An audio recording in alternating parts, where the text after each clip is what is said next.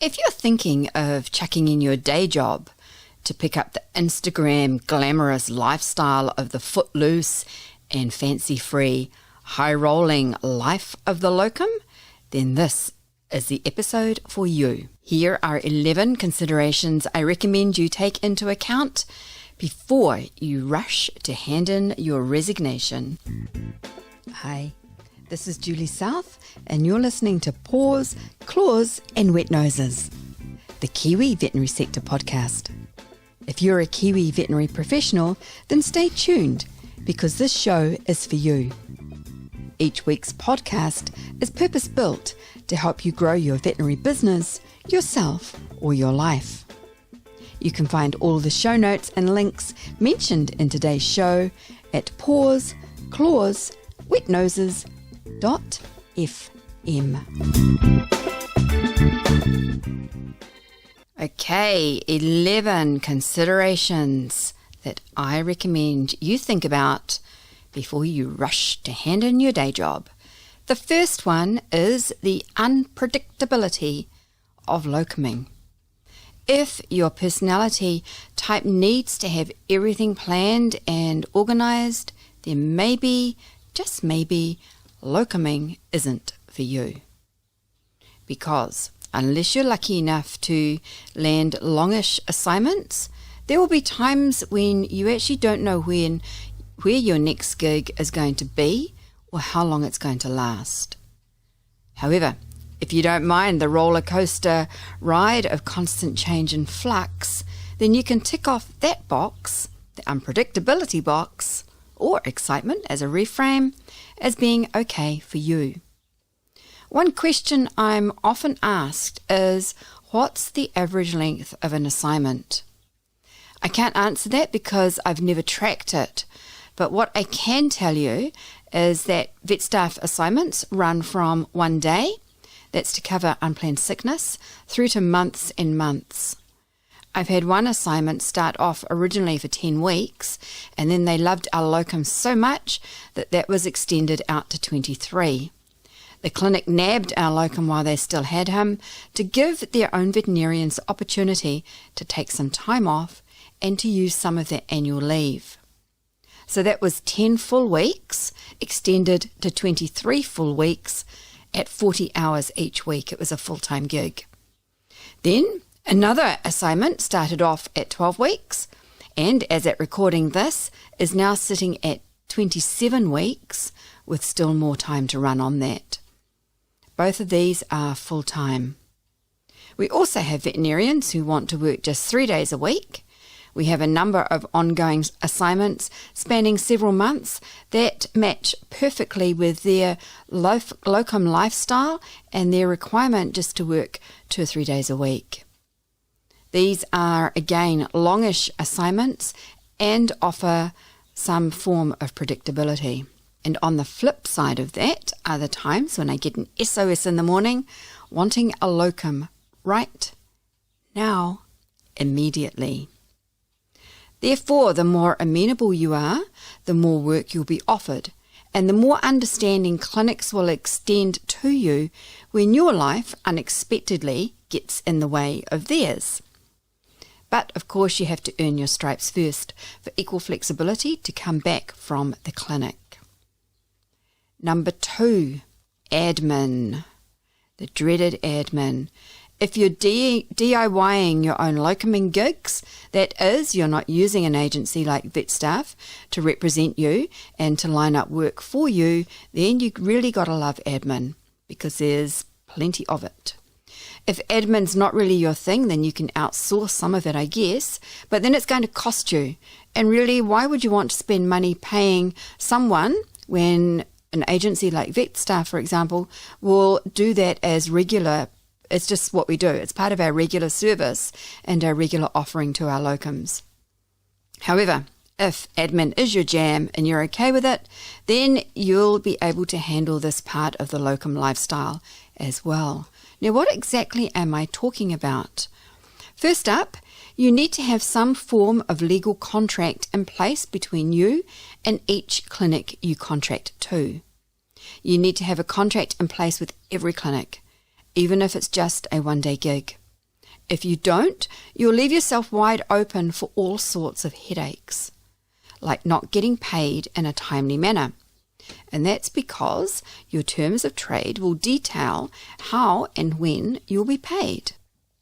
If you don't have a contract in place with each clinic, you've got nothing to fall back on. Next, you'll need an assignment schedule. An assignment schedule is a bit like an appendix to your main terms of trade. You'll only need one terms of trade with each clinic, but each separate assignment will have its own unique assignment schedule. The assignment schedule will cover the duration of the assignment, the dates, times, location, and expectations. For example, whether there is any after-hours requirements, on-call, or emergency requirements for you to meet. You'll need to make sure that all of these are signed off before you start work. If not, you won't have a leg to stand on. The last thing you want is the time-sucky distraction of entering into a payments dispute, because these are horrible. They're emotionally draining, and they take your time away from organising other assignments. Then you've got to make sure your financial paperwork is all nice and tidy. As a self-employed contractor, you'll only get paid when you present your client clinics with invoices. This means you need to spend time writing them up. Here at VetStaff, I realise that's not something that veterinarians really enjoy, so I take care of that for them. Again, it's a free service, and I do it because it makes both our lives easier.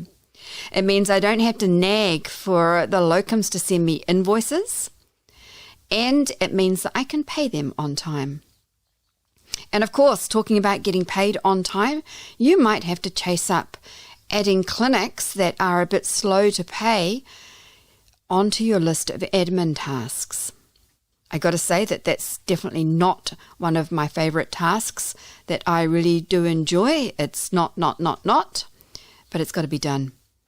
Because I dislike debt collecting so much, I do it first thing in the morning.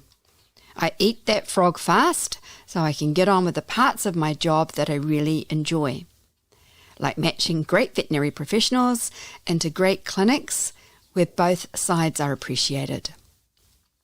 On to point number 3, or consideration number 3, follow up and follow through. What I mean by this is that you'll need to be prepared to stay on the case of very busy practice managers or HR managers about assignments. Sometimes they'll get too busy to get back to you, confirming that they need you or don't need you. Because of that, it means that you'll have to spend time checking the status of your penciled-in assignments. If you don't, things could get a little bit stressful. A clinic expects you, but you're not there because no one had gotten back to you. So you thought it was all off. The flip side of that is that you turn up to a clinic ready to start work and everyone's surprised because nothing was ever confirmed in writing. So you need to stay on top of following up and following through. Further, this follow-up and follow-through can usually only be done during normal clinic hours, which may mean it's while you're locuming at another clinic. Lots of telephone tag happens and it's really easy to drop balls. So this is another really good reason to use an agency like VetStaff. Again, this is what we do. It's our job to follow up and follow through and then let our locums know. Number 4, this is really important. You've got to have lots of referees if you're DIYing. I mentioned this in another video and I will put the link in the show notes of that. As a locum, the last thing you want to do is get on the wrong side of your referees because they're being hounded by all the clinics you're possibly going to be locuming at. The way around this, if you're DIYing, is to have lots and lots of referees. That way you can rotate them and the same ones don't get hassled all the time about providing a reference for you. As an alternative solution too, which as a recruiter I don't place much credence in myself, is to get pre-written references. When somebody sends me a reference they've got themselves, I pretty much disregard it. Now, why do I do that? Have you ever asked someone else for a reference? It's a bit like writing a Google review for a business. You don't really know where to start or what to say. You'll ask the other person and they'll say, sure, I can do that for you. What would you like me to say or write? They might even say something like, you write it up and I'll sign it. That is why I disregard candidate-supplied references, because I'm not sure who actually wrote them.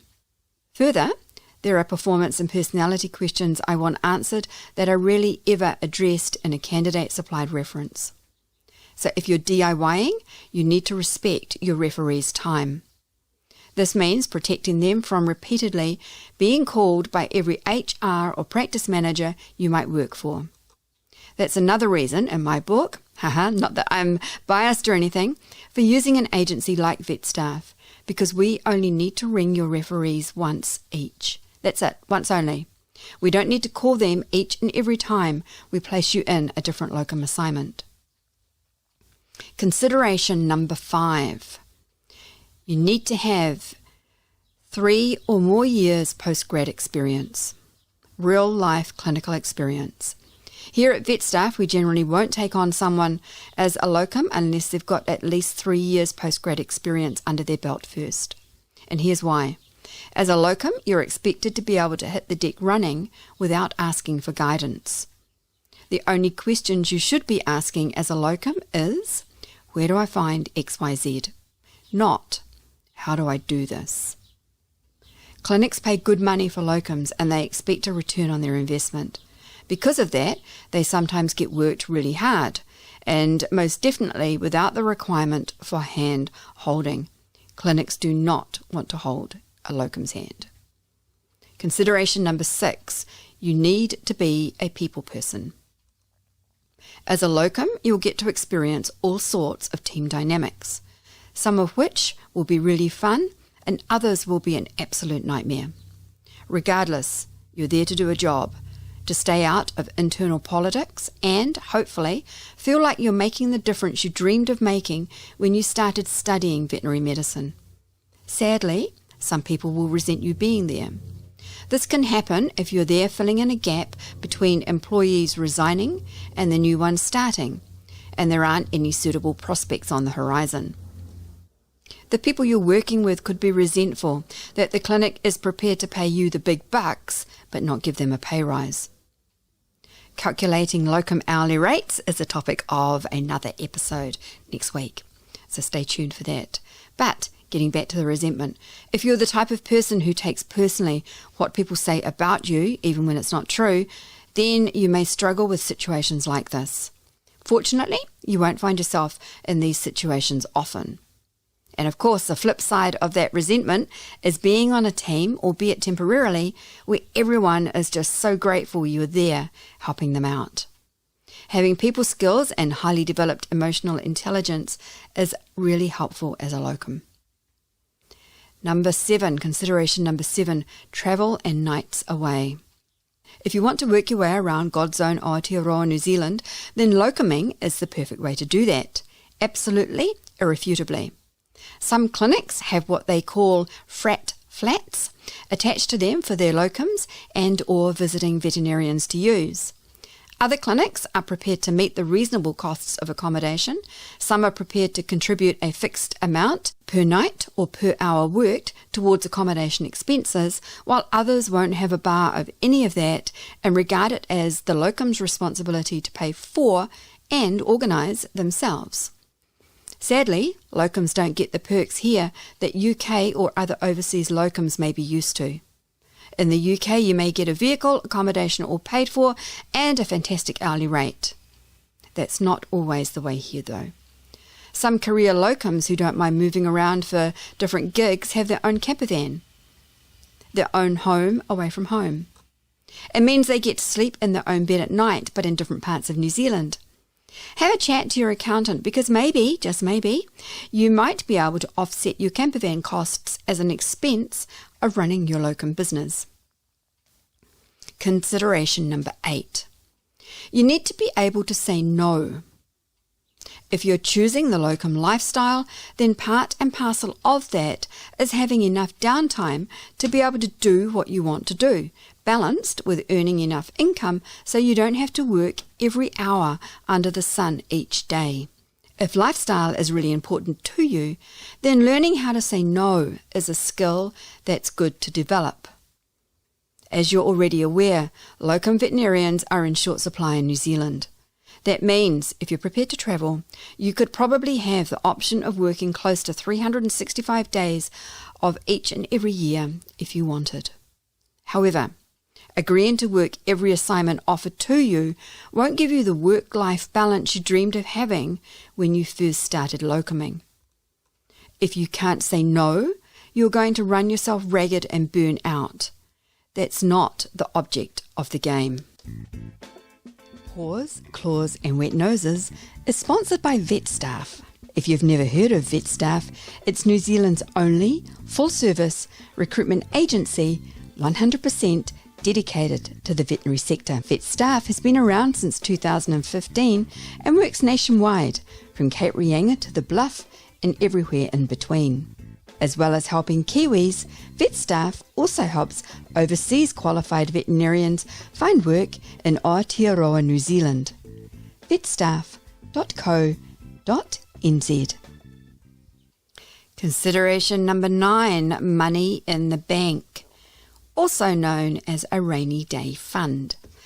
Notwithstanding that I said before that you, if you wanted, could work 365 days of the year, it's also a very good idea to have around 3 months of living expenses up your sleeve, just in case. Just in case New Zealand goes into another alert level 4 lockdown situation.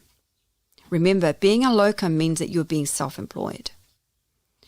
If history repeats itself with the first national lockdown and then the Auckland regional lockdown, some locum assignments will be cancelled. When New Zealand went into alert level 4, even assignments where the locum had been working for years at clinics were cancelled. All you'll have to rely on, if it happens again, is whatever the wage subsidy might be. Because you're self-employed, it'll be you who's expected to top up your earnings to 80%, or whatever it might be, God forbid, should that happen again. Another scenario where you might be unexpectedly out of work could be if you found yourself suddenly sick or injured, or you need to care for a spouse or a child or a parent who's very sick, and that means that you can't work. Even income replacement insurance doesn't kick in straight away, which means that having money in the bank is a very good idea. Financial pressure is awful. Don't put yourself there if you don't need to. If you don't have a rainy day account with 3 months living expenses in the bank, then consider deferring working as a locum until you've saved that much. You can guarantee that if you have a rainy day account, it'll be safe. You won't have to dip into it. But if you haven't got it, you'll wish that you had. Consideration number 10, nowhere to call home. As a locum, you'll need to be able to handle having nowhere to call home. No one locker is yours. You'll be transient. You'll have to work harder to maintain any professional relationships you form because you won't be seeing the same colleagues day in, day out. If you're the sort of person who breaks out in hives at the thought of commitment, then working as a locum will be perfect for you. But if you like regularity and knowing you belong somewhere and that you play an integral part of a team, then maybe locuming won't suit you. Consideration number 11, and this is to test drive a new job. Maybe you've been offered a job, but you're not sure whether you think you'll enjoy working there. A consideration for you and the clinic could be to take each other for a test drive first. The clinic has nothing to lose. In fact, they'll probably jump at the idea because they'd rather find out you're not for them as a locum or under a fixed-term contract than to fully hire you only to have you resign in a few weeks. Fixed-term contracts have an absolute end date. At the end, you either both call it quits or you enter into an individual employment contract, both knowing the professional relationship is respectful and enjoyable. The only reason a clinic mightn't go for this is if you're level pegging with another candidate and that candidate knows the fit is right. I've seen locums offered permanent jobs from clinics where they've been locuming before. These are great outcomes because both parties know the fit is right, that culture and values match up on both sides. Earlier this year, I negotiated a contract with a locum who was offered a permanent position at a clinic she'd been locuming at on and off for months and months. However, the reason she was a locum was because she wanted the ability to travel overseas each year for a few months at a time. She didn't want to work a 40 or a 50-hour week that's expected of full-time employees. So I negotiated a real win-win package for both the clinic and the locum. It involved doing a bit of an entire roster rejig because she only wanted to work 3 consecutive days, and we had to work in with other veterinarians to make it happen. The lead vet and I started afresh with all the veterinarians' rosters and designed something that worked for everyone. It was a great outcome because it meant the other veterinarians got to work a roster that worked for them as well. Oh, and I also negotiated a considerable period of unpaid leave as well, so she could still take her overseas trips. The only requirement was that she gave the clinic 12 weeks' notice of that intention, so the clinic had time to organise a locum to cover her. So let's quickly recap things for you to consider whether the locum lifestyle is for you or not. Number 1, it's unpredictable. Can you handle that? 2, admin, you have to love it. Number 3, you need to be able to follow up and follow through. Number 4, you need to have lots of referees, otherwise you will just upset them if you're going to DIY your own locuming. Number 5, you've got to have at least 3 years postgrad experience. Otherwise it will just hurt. It really will. It will be demoralizing. Number 6, you need to be a people person because you're going to strike all sorts of people in all sorts of situations. Number 7, it will involve, if you want to work as full-time as possible, possibly, travel and nights away. Number 8, you need to be able to say no, otherwise you're going to burn yourself out. Number 9, money in the bank, rainy day funds for those times when you cannot work. Number 10, nowhere to call home. And number 11, the opportunity to test drive a new job. If you're listening to this podcast or watching this video on Facebook, we'd love you to help us, please. Give us the thumbs up and make a comment. We'd love to know that you're listening and it's working for you. If you're watching this on YouTube, please, again, give us a thumbs up, write a comment, a positive one, and subscribe. If I can help you in any way, contact me. In New Zealand, 0800 483 869. WhatsApp or text, New Zealand 6427 282 4155. Paws, Claws and Wet Noses is sponsored by VetStaff. If you've never heard of VetStaff, it's New Zealand's only full-service recruitment agency, 100% dedicated to the veterinary sector. VetStaff has been around since 2015 and works nationwide, from Cape Reinga to the Bluff and everywhere in between. As well as helping Kiwis, VetStaff also helps overseas qualified veterinarians find work in Aotearoa, New Zealand. vetstaff.co.nz